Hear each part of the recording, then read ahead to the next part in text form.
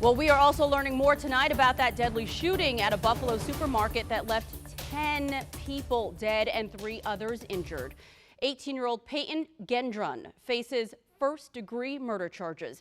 Investigators say he drove nearly 4 hours to Buffalo to carry out a hate crime.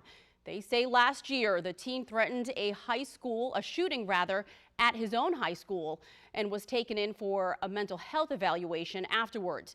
Gendron wore military-style clothing, a bulletproof vest, and live-streamed portions of Saturday's mass shooting on social media. The issue, obviously, as you know, is some federal statutes which basically protect social media, provide them with immunity, Section 230.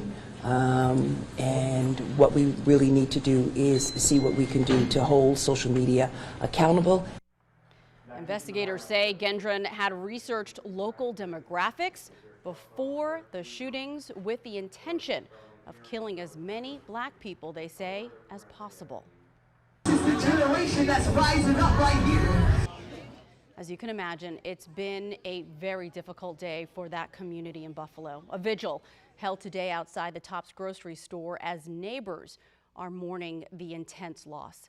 WUSA 9's Evan Koslof is in Buffalo this evening. He tells us religious leaders have been calling for unity and resilience. It's been over 24 hours since that horrific shooting happened inside this grocery store right here, and we want to show you what it looks like here in Buffalo, New York. First, this is the memorial that's been growing hour by hour, larger and larger, and we've got hundreds of people here, people that are trying to make sense out of this shooting and grieving the loss of 10 of their neighbors. Amazing grace, how sweet the sound. At Laurel Street and Jefferson Avenue, in the shadow of the Tops grocery store, a prayer vigil to remember those who passed. We come before you in sackcloth and ashes, and we ask you to heal this city, heal this land. What must we do to heal this community? Yes, what Lord. must we do to eradicate this type of violence in the community? Our job is to continue to love one another. Love one another and support one another. This is what community looks like.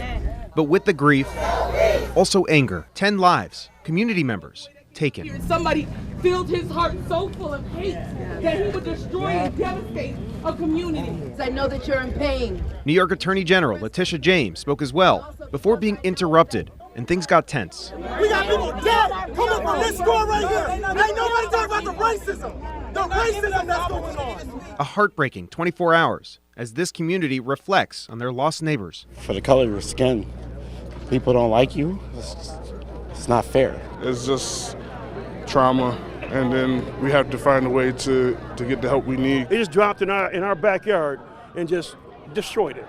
They just destroyed it for one day, but we're going to put it back together. And one more anecdote that we want to tell you about. After that vigil, we heard from one woman who wanted to stay anonymous. She wanted to keep her privacy, but she said that she lost her great-grandmother in that shooting.